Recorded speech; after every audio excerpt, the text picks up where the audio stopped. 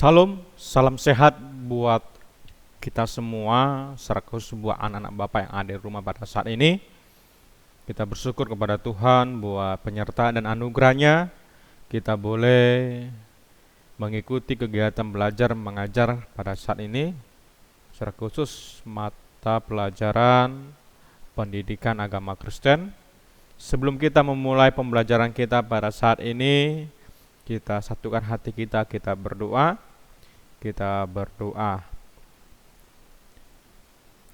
Bapa kami di surga, terima kasih Tuhan, kami bersyukur buat kasih karunia yang Tuhan berikan kepada kami.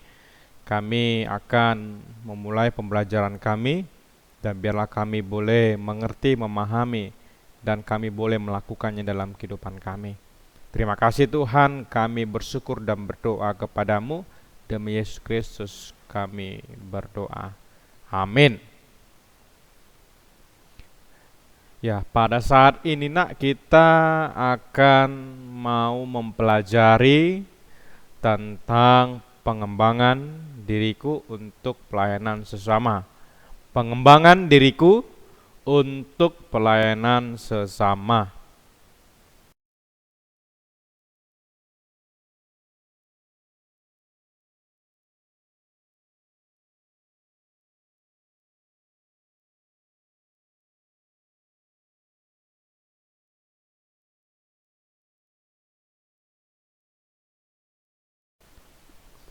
Kemudian kita mau belajar satu tokoh, yaitu orang yang mengalami cacat, ya, yaitu Nick Vujicic. Kita akan mau memahami tentang arti kehidupan bagi dia. Nah, kita melihat dari gambaran ini, ia tidak memiliki tangan dan dia juga tidak memiliki kaki. Ini merupakan keterbatasan dia untuk melakukan banyak hal. Tetapi dia memahami arti kehidupan bukan hanya arti kehidupan yang secara sederhana, tetapi dia bisa memahami arti kehidupan itu secara luas. Nah, jadi keberadaan yang dia miliki pada saat ini atau kekurangan yang ia punya itu bukanlah akhir dari kehidupan. Meskipun dia adalah seorang yang terbatas, yang memiliki banyak kekurangan, tetapi dia memahami ada hal yang harus diperjuangkan, dan dia adalah orang yang tidak berputus asa terhadap masa depan yang ia miliki. Ia adalah orang yang berjuang untuk terus hidup dan bertahan hidup. Nah, kita mau belajar dari kisah Nick Vujicic yang memiliki kekurangan, keterbatasan yang ia miliki dalam kehidupannya. Kemudian kita mau belajar arti masa remaja. Masa remaja adalah masa transisi dalam rentang kehidupan manusia, menghubungkan masa kanak-kanak dan masa dewasa. Jadi masa remaja adalah masa transisi, ya, dari anak-anak, ya, dan menuju kepada masa dewasa.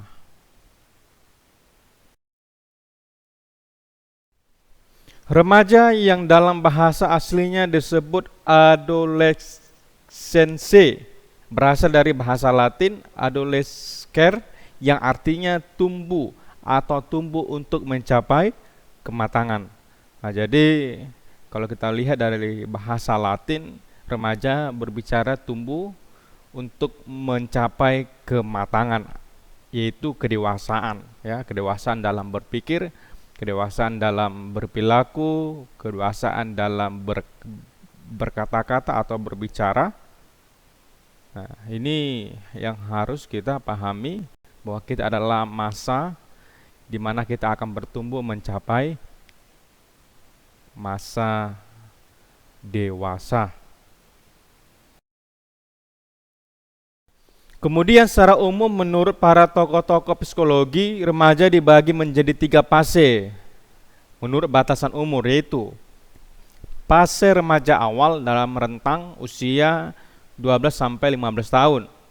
Yang kedua adalah fase remaja madya dalam rentang usia 15 sampai 18 tahun. Yang ketiga adalah fase remaja akhir dalam rentang usia 18 sampai 21 tahun. Jadi ada 3 fase menurut batasan umur tentang remaja. Ada yang remaja fase awal, fase madya maupun fase akhir.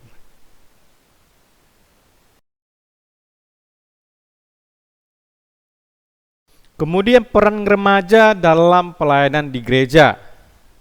Nah, jadi melayani dalam kegiatan pelayanan gereja. Para remaja yang dilatih dapat dilibatkan dalam pelayanan gereja, baik itu dilibatkan sebagai pemain musik, petugas kolekte, operator LCD, singer, atau pemimpin nyanyian jemaat. Nah, selain itu remaja juga dapat dilibatkan sebagai pemimpin pujian di ibadah sekolah minggu.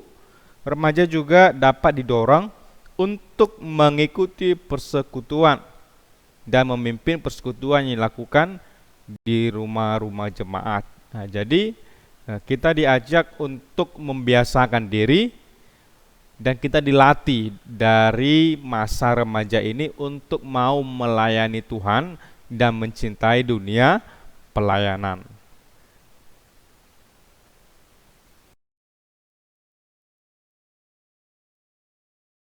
Kemudian peran remaja dalam gereja adalah menjadi agen penggerak tubuh Kristus yang bertumbuh. Nah, jadi remaja yang telah dibina dengan baik akan menghasilkan remaja dengan iman yang dewasa. Remaja yang dewasa secara rohani bukan saja bisa bertumbuh dan dilibatkan dalam tugas pelayanan gereja, tetapi juga dapat menjadi agen penggerak bagi pertumbuhan iman tubuh Kristus secara keseluruhan. Nah, jadi peran gereja ya di sini adalah membina ya. Jadi melatih para remaja. Nah, ketika remaja itu sudah terlatih, sudah membiasakan diri dalam melayani Tuhan, mereka akan menjadi agen penggerak ya dalam segala aspek dalam tubuh Kristus yang bertumbuh.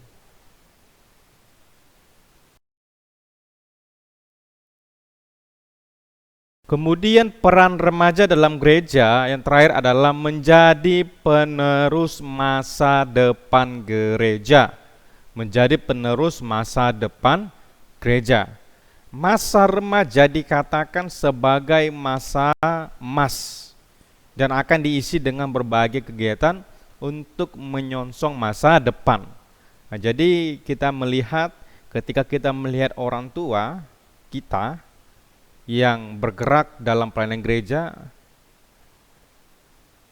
itu akan berakhir dan akan diganti oleh kaum muda, yaitu salah satu di antara kita adalah kaum remaja, kaum pemuda-pemudi.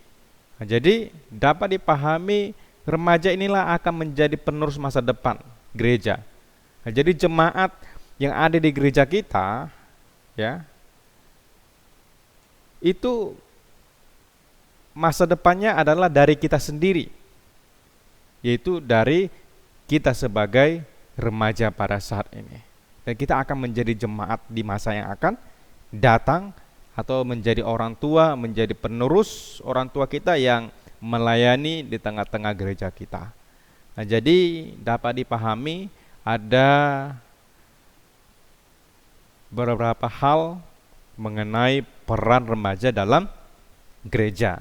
Nah, demikianlah pembelajaran kita pada hari ini, supaya kita memahami jati diri kita, keberadaan kita, bahwa keberadaan kita juga adalah keberadaan yang mau melayani.